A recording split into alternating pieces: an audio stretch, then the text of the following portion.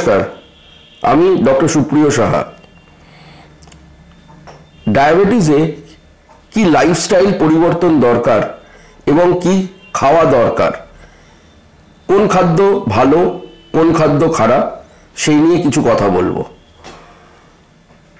প্রথমেই বুঝতে হবে যে ডায়াবেটিস একটা লাইফস্টাইল ডিসঅর্ডার। অতিরিক্ত খাওয়া এবং কম পরিশ্রম এটা হচ্ছে মূল কারণ টাইপ 2 ডায়াবেটিসের জন্য। তাহলে ডায়াবেটিস যেই ধরা পড়বে, প্রথম প্রয়োজন হচ্ছে হাঁটাহাঁটি বাড়ানোর। যেহেতু ম্যাক্সিমাম পেশেন্টেরই বয়স 40 এবং তার উপরে, জিমে গিয়ে এক্সারসাইজ না করে সব থেকে ভালো এক্সারসাইজ হলো রোজ 45 মিনিট করে জোরে হাঁটা। এই হাঁটাটা কিন্তু গল্প করতে করতে হাঁটলে হবে না, একেবারে জোরে হাঁটতে হবে এবং 45 মিনিট কন্টিনিউয়াস হাঁটতে হবে। তার মধ্যে ধরুন আপনাকে কেউ ডাকলো, আপনি দাঁড়াবেন না, আপনি হাঁটতে থাকবেন। আপনি যদি মনে করেন আপনি 15 মিনিট করে 3 বার হাঁটবেন দিনে, সেটা হবে না। 45 মিনিট একসাথে কন্টিনিউয়াস হাঁটা দরকার। সেকেন্ড হচ্ছে খাওয়া দাওয়া। খাওয়া দাওয়ায় আসি, এটা তেতো মিষ্টির লড়াই নয় যে আপনি তেতো খাবেন দিয়ে আপনি ব্লাড সুগারটাকে কন্ট্রোল করবেন, সেটা কোনোদিনই সম্ভব নয়। এটা ক্যালোরির লড়াই। আপনাকে এমন খাবার খেতে হবে যে খাবারগুলোর ক্যালোরির মাত্রা কম। তাহলে কি সেই খাদ্য যেগুলোতে ক্যালোরির মাত্রা কম? তাহলে আগে জানা যাক ক্যালোরির মাত্রা বেশি কি খাদ্যে।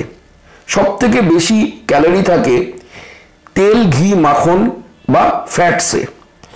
সেটা অ্যানিম্যাল ফ্যাটস হতে পারে, যেরকম পাঁঠার মাংসের চর্বি। সেটা ভেজিটেবল ফ্যাট হতে পারে, যেটা হচ্ছে যে তেলে রান্না হচ্ছে সেই তেল, বা আপনি পাউরুটিতে যে মাখন লাগিয়ে খাচ্ছেন বা খাবারে যে ঘি ইউজ করছেন। এইগুলোতে সব থেকে বেশি ক্যালোরি থাকে। তাহলে এইগুলোকে অ্যাভয়েড করতে হবে। খাবারটা যতটা কম তেলে রান্না করা যায় সেটা দেখতে হবে। খাবারটা যতটা মাইক্রোওয়েভ করে, যতটা আগে ভাপিয়ে নিয়ে কম তেলে রান্না করা যায় সেদিকে দেখতে হবে। যতটা পারবেন সেদ্ধ সেদ্ধ খাবেন।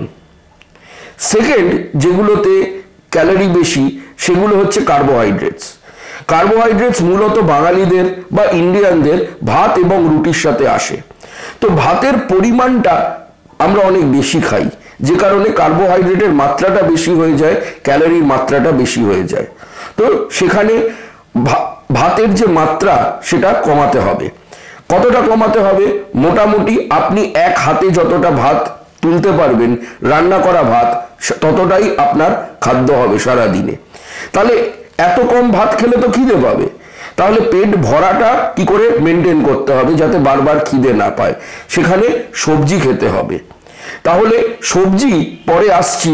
সবজি যেরকম গ্রিন ভেজিটেবলস, এগুলোতে ক্যালোরির মাত্রা না থাকার মতোই খুবই কম থাকে। রুটিও সেম, রুটিও ক্যালোরি থাকে। রুটি হতে হবে গমের রুটি বা আটার রুটি। ময়দার রুটিতে ক্যালোরি খুব বেশি। তো রুটি বানালে ময়দাটাকে অ্যাভয়েড করে আটার রুটি বানাতে হবে। এবং মনে রাখবেন যে হুইট প্রোডাক্টস যেগুলো, সেগুলো যত রিফাইনমেন্ট হবে তার ক্যালোরির মাত্রা তত বাড়বে। তার মানেটা কি? গম থেকে প্রথম তৈরি হয় যেটা, সেটা হচ্ছে আপনার ডালিয়া। তো ডালিয়াতে ক্যালোরির মাত্রা খুব কম থাকে। এরপরে আরো একটু রিফাইন করে হয় সুজি। সুজিতে ক্যালোরির মাত্রা আরো একটু বেশি থাকে। তাও আপনি সুজি ঝাল করে রান্না করে খেতে পারেন মিষ্টি না দিয়ে। তারপরে কি থাকে? আটা। আটাতে ক্যালোরির মাত্রা আরো একটু বেড়ে যায় এবং সব থেকে বেশি বেড়ে যায় সেটা ময়দাতে। তো সেই জন্য হুইট প্রোডাক্টসের মধ্যে ডালিয়া সব থেকে ভালো। আর কি ভালো? তারপরে হচ্ছে সুজি, তারপরে হচ্ছে আটা।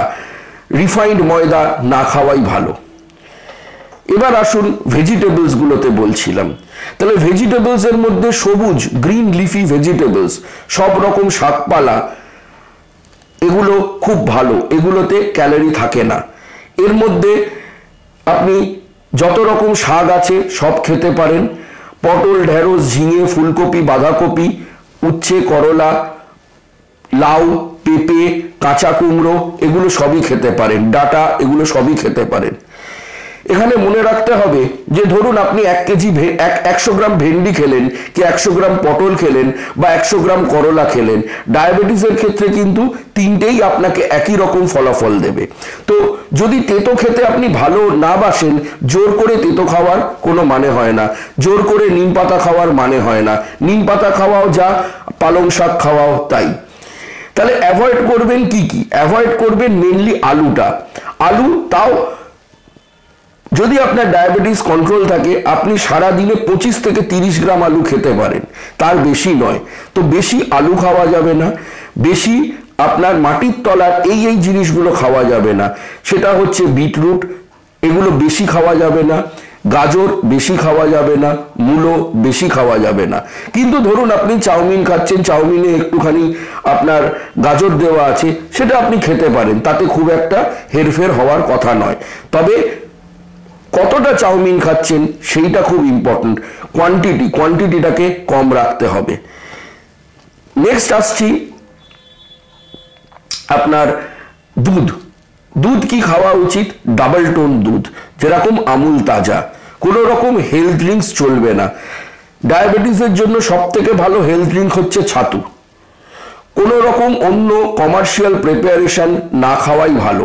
সেটা ডায়াবেটিক লোকেদের জন্য যদি বলা হয়, যেটা ডায়াবেটিক লোকেদের জন্য, সেটাও ডাক্তারবাবুদের পরামর্শ বা আমার পরামর্শ ছাড়া খাবেন না। এবার আসুন ফল খুব ভালো। কিছু ফল আছে ডায়াবেটিসকে কন্ট্রোল করতে সাহায্য করে। প্রতিদিন যে কোনো 1 বা 2 রকম ফল খেতে হবে। যেসব ফলগুলো ডায়াবেটিসের জন্য খুব ভালো, সেগুলোর মধ্যে প্রথমেই আসে হচ্ছে শসা, তারপরে আসে পাকা পেঁপে, তারপরে আসে আপনার যে কোনো ধরনের স্যালাড। এইগুলো খুব ভালো, আপনি এগুলো যত ইচ্ছে খেতে পারেন। তাহলে শসা, পাকা পেঁপে, ডাসা পেয়ারা, তারপরে আসছে আপনার কালো জাম, তারপরে লিচু, এগুলো ডায়াবেটিসের জন্য ভালো। ডায়াবেটিসের জন্য খারাপ কি? পাকা আম, পাকা কলা, আখ, সবেদা, নারকোল, ড্রাই ফ্রুটস। আবার বলছি, পাকা আম, পাকা কলা, আখ, সবেদা, নারকোল, ড্রাই ফ্রুটস, এগুলোকে অ্যাভয়েড করতে হবে।